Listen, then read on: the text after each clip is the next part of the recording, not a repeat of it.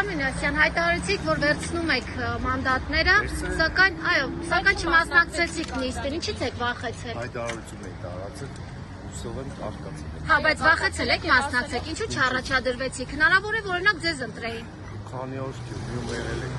մտածում եք ես ինչ-որ բանից կամ ինչ-որ մեկից վախենում եմ։ Դե օրինակ ասում եք, ես եմ հաղթելու, 50+ եմ հավաքելու, բայց որովհետև հստակ եմ եղել ժողովրդի վերաբերյալ եւ իմ կանխատեսումները նույնիսկ դադարվել են, մասնակցություններ բարձր եղել։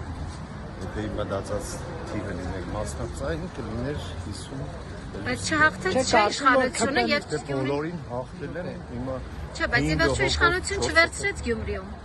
Չեք կարծում որ ԿՊ-ն խանգարեց ձեզ, ասում են Շարիկ Մինասյանը բարձր վարկանիշ ուներ, ԿՊ մտավ վարկաբեկվեց։ Չէ,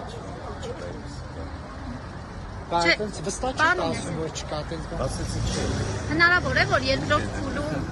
ինչ-որ զարգացումներ լինեն Գյումրիում եւ Ամեն ինչ հնարավոր է։ ինչ կանխատեսումներ ունեք եւ Գուշակ չէ։ դե դուք ասում եք Մենք ստացել ենք 14 ընտրությունների համար գուշակել եք, ասում եք հաղթելու եք։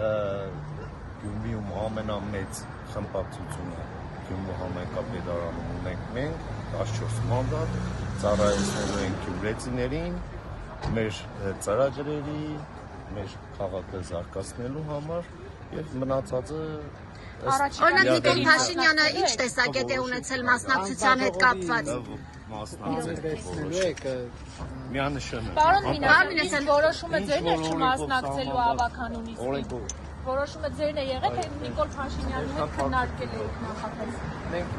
տեղում խմբակցությունով Նիկոլ Փաշինյանը տեղակ չի եղել, այսինքն ձեր որոշումից։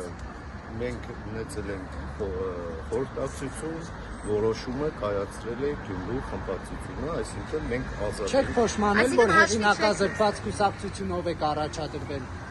Դե ժողովուրդը դա ցույց տվեց։ Ձեր մտածելով ամենահեղինակավոր կուսակցությունը։ ԿԳԲ-ն ասма շատ է օգնել պարոն Մինասյան, ԿԳԲ հո Բելարուսում չէ, քիչ ԿԳԲ-ն արեք։ Արդեն մի ուտենական պետություն ենք դե ԿԳԲ բան։ Բարեկամ չունեք ԿԳԲ-ին բարձր պաշտոն։ Բաց չէին ասել, որ կարող է պարտվեք, պարոն Մինասյան։